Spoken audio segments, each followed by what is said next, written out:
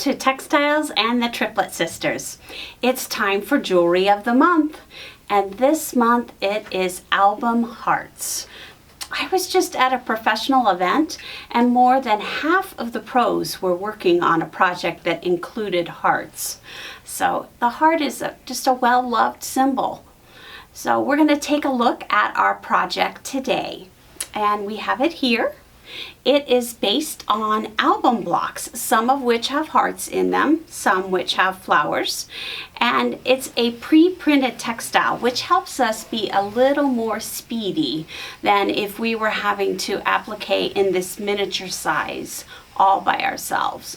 So here's a look at our blocks. We actually have 12 different blocks here, but I elected to select 3. And then we'll work on those. So for those of you who are quilters, this is going to be a very simple way to do your necklace. Now, I know we did a necklace last month, but we also had a bracelet and earrings. I promise we won't be doing a necklace every month, but I just couldn't resist these little miniature blocks. So the first thing you're going to do is you're going to take your miniature block and create a sandwich. So we have batting. You're going to cut the batting to fit the size. And in the case of this necklace, I chose a brown craft text. I cut the craft text to match. And then after creating my sandwich, I quilted it and went around the designs and made all the different quilting decisions that I would normally make if I was quilting a larger quilt piece. But after I got that done, I noticed that because I had used brown on it, it showed up a little bit more than I would have preferred. So I went hunting and I found an off-white craft text, which I thought would look much prettier with it instead of the brown. I also thought I might like to switch the process a little bit, and so I created a regular fabric sandwich. And what I did was I took my 2 right sides together. I selected an off-white fabric, and then I stitched around my block to give me a really complete block square. Then I stuffed it with my batting, and then I stitched around it and quilted it however I wanted the design to be quilted. After that, that's when I added the craft text for support. So you have the benefit of hiding your quilting if you want to. You can I pointed out these 2 different methods because one method, if you are a hand quilter, you're definitely going to want to use the fabric backing. The craft text is great and adds support, but it's a little hard to hand quilt through.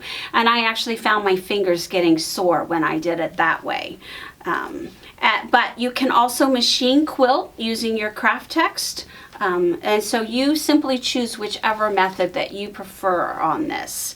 And because I really like the background with the off-white, I did in fact include that background in the kits.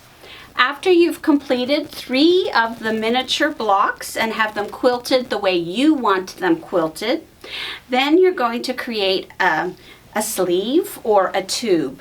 You're going to take a length of fabric. Now I chose to simply use a fat quarter. And you can choose to stitch that 3 inches wide, and you make it as long as you want.